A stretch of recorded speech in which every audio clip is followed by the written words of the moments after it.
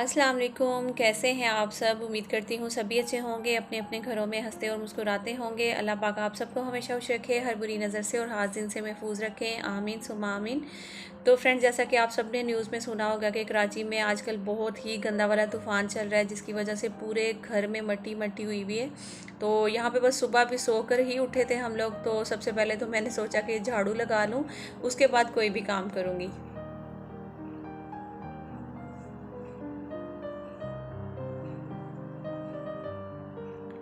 तो जैसा कि आपको दिख रहा है कि पूरे घर में जो है वो इतनी मट्टी हुई हुई थी, और मट्टी किस इतनी बारीक वाली थी कि जो कि उलझन हो रही थी देखकर हर जगह पे, हर मतलब कि पूरे फर्नीचर पे, डेकोरेशन पीस, हर चीज़ किचन तक में जो है ना वो इतनी मट्टी हुई हुई थी। चूल्हा है हमारा, वो देखे काउंटर जो है वो गंदा हुआ था, बर्तन वो गंदे हुए थे। मैंने सोचा नाश्ता बाद में बनाऊंगी, पहले जो है ना ये सारी सफाई कर लूँ। वैसे ही सोकर लेट उठे थे। दूसरा, और जो तूफ़ान चल रहा है, यकीन करें इतना कोई हीट वाला तूफ़ान चल रहा है। मतलब कि बहुत ही ज़्यादा गर्म हवा चल रही है, बहुत ज़्यादा गर्म हवा, बिल्कुल भी जिसे कहते हैं ना कि वो अच्छा वेदर नहीं है। बस आप सब लोग दुआ करिएगा अल्लाह पाक जो है ना वो बेहतर ही करें।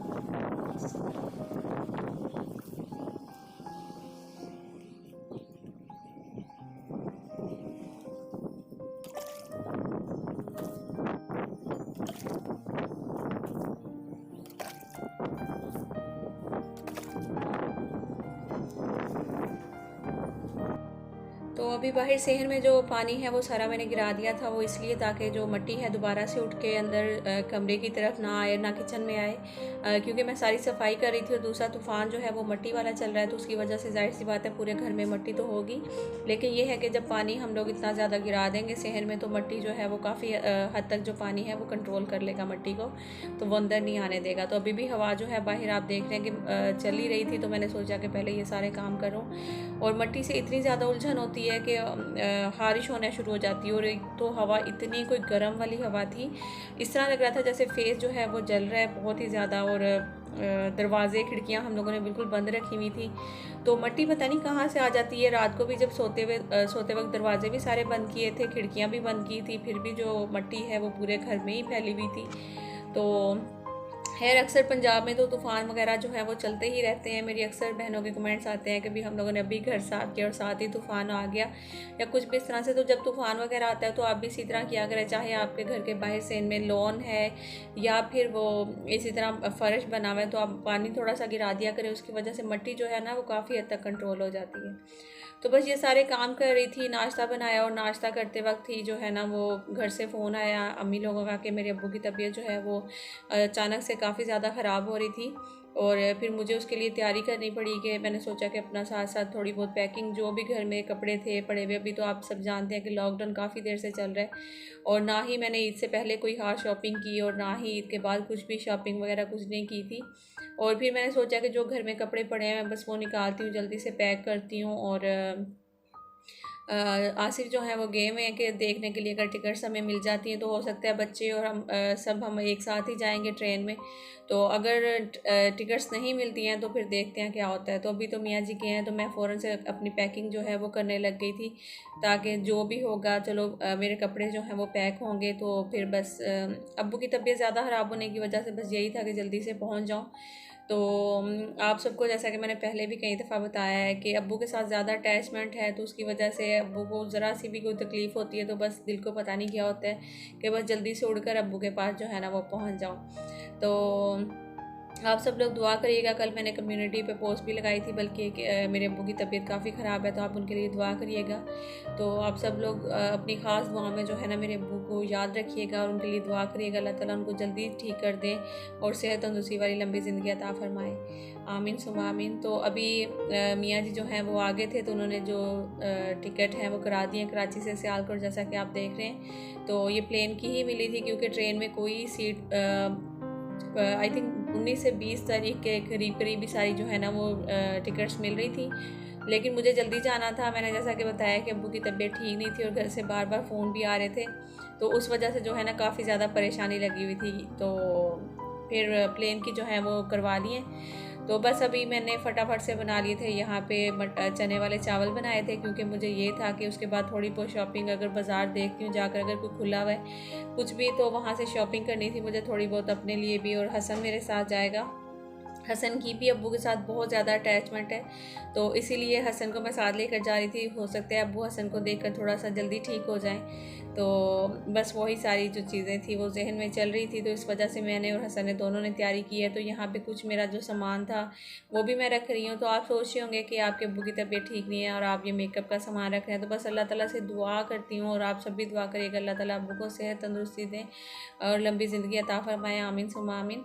तो ये सारी चीज़ें तो ये था साथ रखना। आप सब जानते हैं जैसा कि ख़वातीन की ज़रूरत भी होती है, तो इसीलिए ये सारी चीज़ें मैं अपनी साथ साथ रख रही थी। और यहाँ पे मैं शॉप पे आई हूँ अभी, तो हसन के लिए कुछ शर्ट्स वगैरह देख रही थी। और यहाँ पे बाज़ार तो बिल्कुल सारे बंद थे, कुछ कुछ शॉप थी जो, क्योंकि कल से लॉकडाउन जो है वो खुल जाना था। कल आज डेट जो है वो 17 है और 17 या 18 को ही जो है ना वो लॉकडाउन जो है खुलना है। लेकिन अभी तो फ़िलहाल सारी मार्केट बंद थी जब हम आए यहाँ पे, और अभी भी बल्कि पुलिस जो है वो बाकायदा बाहर राउंड लगा रही थी। और फिर बार बार वो शॉप वाले जो हैं वो दरवाज़े जो हैं वो बंद कर देते हैं ताकि पुलिस को पता ना चले कि भाई अंदर शॉप्स खुली हुई हैं या नहीं। तो भाई ने कहा था कि अभी हम सिर्फ शॉप की सेटिंग करने के लिए आए थे यहाँ पे, अभी मतलब कि कल से जो है लॉकडाउन इंशाल्लाह खुलेगा तो फिर उसके बाद जो अपना काम है शुरू होगा। काफ़ी लोग परेशान हैं बेचारे इसी वजह से, लॉकडाउन की वजह से भी। लेकिन ये जो बीमारी फैली हुई है ये बहुत ही ख़तरनाक बीमारी है, तो अल्लाह ताला हम सबको जो है इस बीमारी से महफूज रखें। आमीन सुम्मा आमीन। तो अभी मैं यहाँ दुपट्टे वाली शॉप पे आई थी क्योंकि मुझे अपने 2 शर्ट्स थी जिनके साथ दुपट्टा लेना था और मैं उसके लिए आई थी यहाँ पे। तो दुपट्टे जो हैं ये भी शॉप जो है बिल्कुल बंद थी, पता ही नहीं चल रहा। तो एक साथ बच्चों के कपड़ों वाली शॉप थी तो वहाँ पे गई, तो उनसे मैंने पूछा कि दुपट्टा जो है वो मिल जाएगा आपकी शॉप से। तो उन्होंने कहा कि नहीं ये साथ ही शॉप है ना तो वहाँ से मिलेगा। मैंने कहा वो तो बंद है। कह रहे नहीं वो खुली हुई, वहाँ बच्चा बैठा हुआ आप जाएँ। तो जब फिर उधर आए तो वो बच्चा बाहर बैठा हुआ था, उसने शॉप खोली तो अंदर आए, फिर हम लोग दुपट्टा देख रहे थे। मुझे यहाँ से दुपट्टा ही नहीं मिला, बहुत ज़्यादा कोशिश की, ट्राई किया कि दुपट्टा मिल जाए, लेकिन दुपट्टे जो हैं वो नहीं मिले थे। फिर मैं वापस बच्चों वाली शॉप पे आ गई। हस्बैंड कहने लगे कि तुम यहाँ से बच्चों की कुछ शॉपिंग वगैरह देख लो, कर लो, क्योंकि हो सकता है तुम्हारे पीछे ही मुझे भी आना पड़े। इनकी तो टिकट्स जो हैं वो थोड़ी लेट होंगी क्योंकि अभी अचानक से मिल नहीं रही थी, तो ये इमरजेंसी समझे कि हम लोगों ने फटाफट से 2 जो टिकट्स हैं वो मिली है। बस फिर हस्बैंड बोलने लगे कि तुम जल्दी से साथ ही बच्चों की शॉपिंग भी कर लो। और ये जो निकर आप छोटी सी देख रहे हैं इसकी जो प्राइस है वो भाई ने बताई 1100।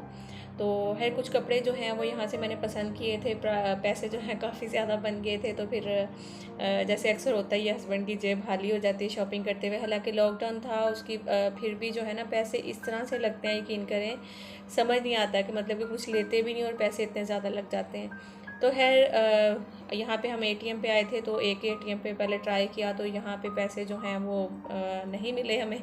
तो फिर अभी दूसरी एटीएम पे जाएंगे, वहाँ से जो है पैसे लेंगे, फिर उसके बाद दोबारा शॉप पे जाएंगे, वहाँ से कपड़े उठाएंगे, फिर घर जाएंगे।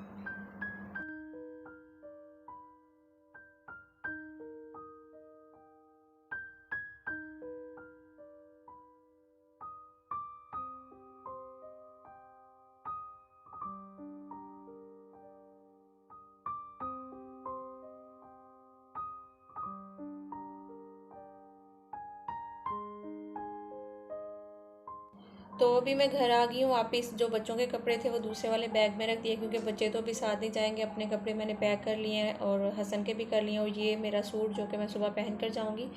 और ये दुपट्टा जो है ना, कोई मिल ही नहीं था रहा कहीं भी। एक ही शॉप खुली हुई थी पूरे बाज़ार में, तो उस वहाँ से मिला नहीं है। तो ये शर्ट आप सबको याद होगा जो स्टाइलो से हस्बैंड ने ली थी।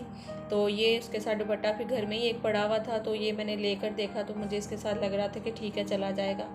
तो बस ये दुपट्टा मैंने निकाल लिया। और टाइम भी मैं आपको अभी यहाँ पे दिखा देती हूँ कि टाइम क्या हो रहा है। ये देखिए 11:30 बजे का टाइम है। तो अभी बस अपनी तैयारियों मैं कर रही हूँ, तो फिर मिलती हूँ आपको सुबह ही गाड़ी में।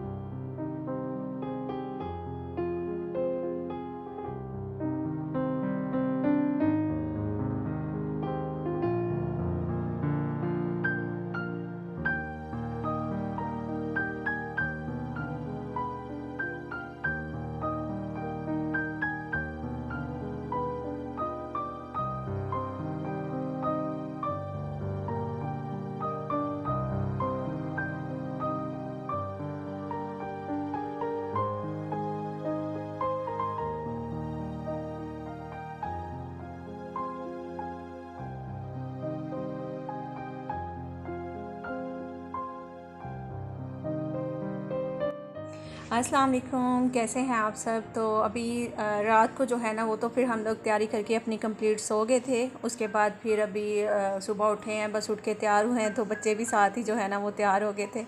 तो अभी फिर हम लोग निकल आए हैं। तो अल्लाह ताला करे कि बस खैर खैरियत से हम अपनी मंजिल पे पहुंच जाएँ। आप सब भी जो है ना हमारे लिए दुआ करिएगा।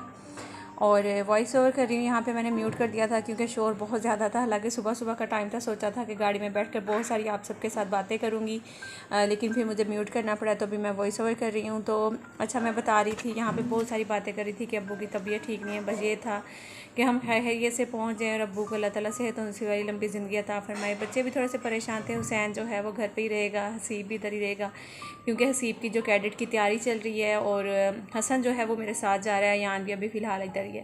अभी तो मैं जाऊंगी, फिर जाकर वहाँ पे देखूंगी कि अब्बू की जो तबीयत है वो कैसी है। अगर तो जैसे बहुत ज़्यादा मुझे लगा अब्बू की हालत ठीक नहीं है, तो फिर बस आसिफ भी बच्चों को लेकर जल्दी ही आ जाएंगे। अदरवाइज़ हमें टिकट्स मिल ही नहीं थी रही। बड़ी मुश्किल से जो है ना ये 2 टिकट्स मिली हैं हमें। तो हम फ़ौरन से एमरजेंसी जो है ना निकल रहे हैं घर से।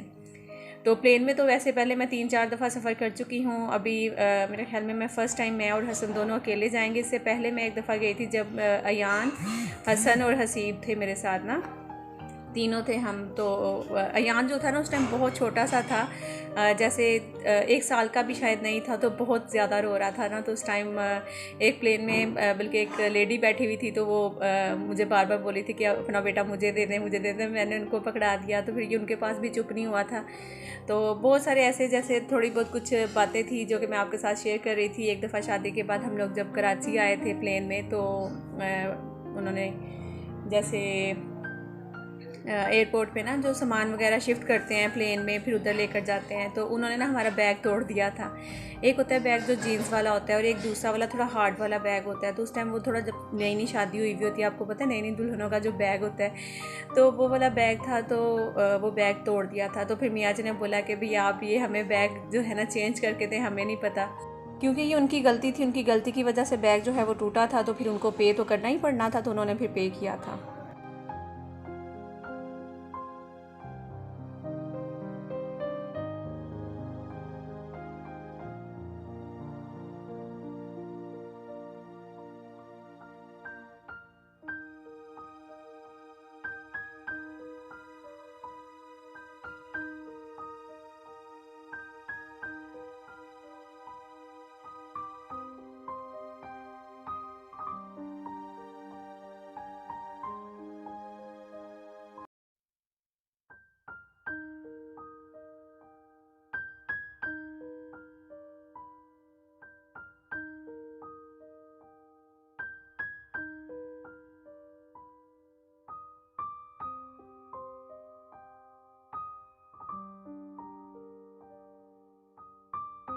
तो बस अभी हम लोग एयरपोर्ट के करीब ही पहुंच गए हैं, बस अब पहुंचने वाले हैं। तो नाश्ता जो है वो बिल्कुल भी नहीं हुआ, चाय पी ली थी और आसिफ जो है वो बच्चों को लेकर वापस चले जाएंगे, तो फिर ये वापस कर लेंगे, ब्रेड वगैरह चाय ले लेंगे।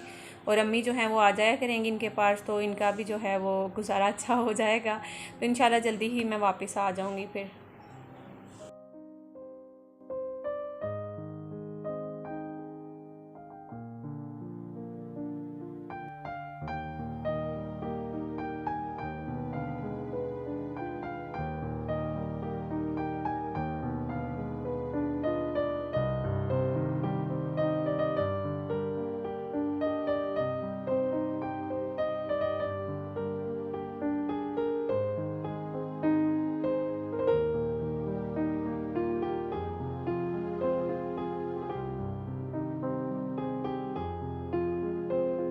तो आज का जो मेरा व्लॉग है वो यहीं पे मैं एंड करती हूँ। इसी से नेक्स्ट व्लॉग आगे जो है वो स्टार्ट करूँगी। तो आप सबसे इजाज़त चाहती हूँ, आप लोग बस दुआ में याद रखिएगा मेरे अब्बू को ख़ास तौर पे। इंशाल्लाह मिलती हूँ नेक्स्ट किसी अच्छे से व्लॉग में।